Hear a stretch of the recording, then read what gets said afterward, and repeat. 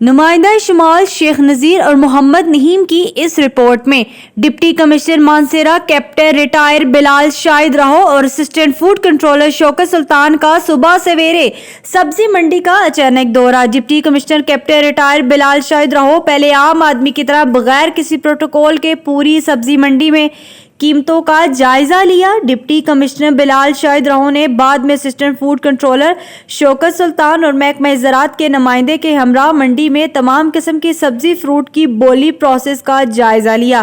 اس کے ساتھ ساتھ سبزی فروٹ کی قیمت اور اس میں شامل اخراجات وغیرہ کا ریکارڈ چیک کیا۔ تمام اخراجات کا جائزہ لینے کے بعد ریٹ لسٹ جاری کی گئی۔